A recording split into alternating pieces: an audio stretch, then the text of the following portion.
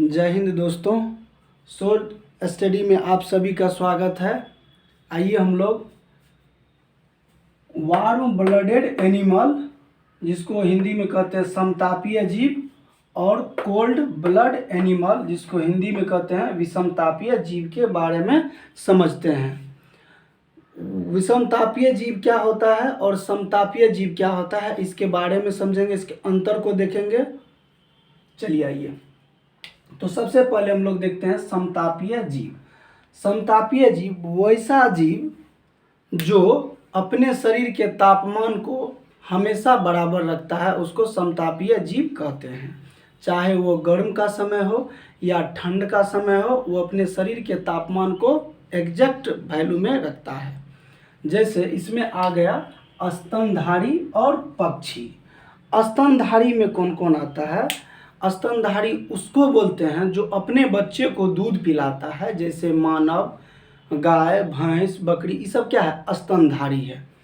और स्तनधारी का एक और खासियत है कि क्या करता है? ज़्यादा मात्रा में भोजन लेता है। और अगर ये स्तनधारी को अगर हम जम्मू कश्मीर के बर्फीले इलाके में भी ले जाए तो इसके शरीर का तापमान 37 डिग्री सेल्सियस है, तो वो 37 ही डिग्री रहेगा, अगर स्तनधारी जीव के शरीर में बुखार नहीं है तब। सॉरी दोस्तों। तो ये क्या होता है? इसके शरीर का तापमान मौसम के हिसाब से घटता बढ़ता नहीं है।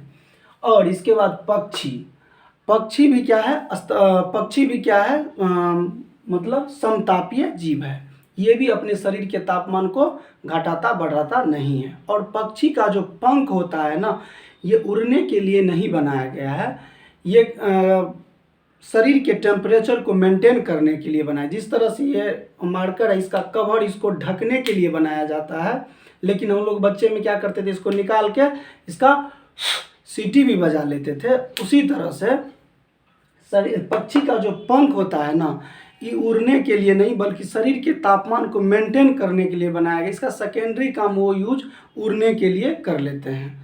जैसे आप लोग किसी पक्षी को पकड़ करके उसके पंख को उठा करके हाथ दीजिएगा तो एकदम गर्म लगेगा। वो क्या करता है? शरीर के तापमान को मेंटेन करने के लिए ही पंख बनाया गया है। तो समझ गए हम लोग, समतापीय जीव, इसके शरीर का तापमान इधर उधर नहीं होगा। अब चलते हैं हम लोग विषम तापीय जीव, जिसको कहते हैं कोल्ड ब्लड एनिमल, और इसको शीत रक्तीय जीव भी कहते हैं। शीत रक्तीय जीव वैसा जीव जो समय के अनुसार अपने तापमान को घटाते बढ़ाते रहता है, उसको क्या कहते हैं? शीत रक्तीय जीव कहते हैं। जैसे एक शीत रक्तीय जीव को अगर हम जम्मू कश्मीर के बर्फीले इलाके में ले जाए तो वहाँ के तापमान के हिसाब से अपने शरीर के तापमान को कर लेगा।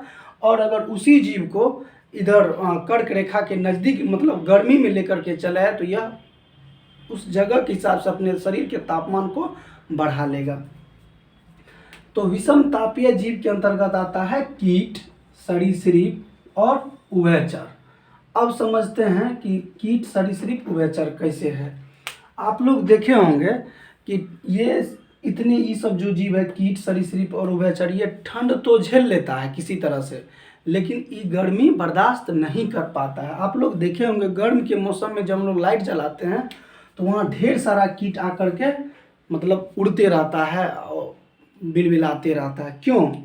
कि इसके मतलब शरीर इसका तापमान को झेल नहीं रहा है, और रात जैसे होता है तो इसको दिखाई नहीं देता, तो इसीलिए लाइट पर जाकर के ये लोग मंडराता है। फिर इसके बाद सरीसृप उसको कहते हैं जो मतलब रेंग के चलता है, जैसे गिरगिट, सांप, ये सब क्या है? सरीसृप है।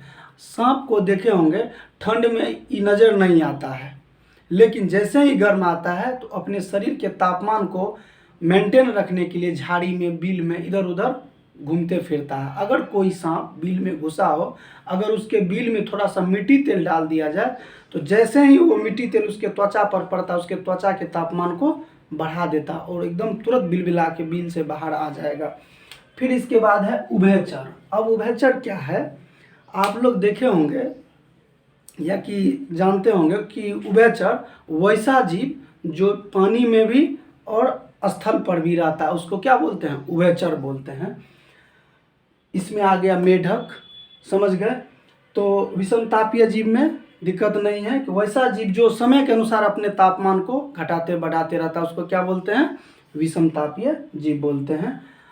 आगे नेक्स्ट टॉपिक हम लेकर के आएंगे, इसके लिए आप सब इसको जरूर देखें और धन्यवाद।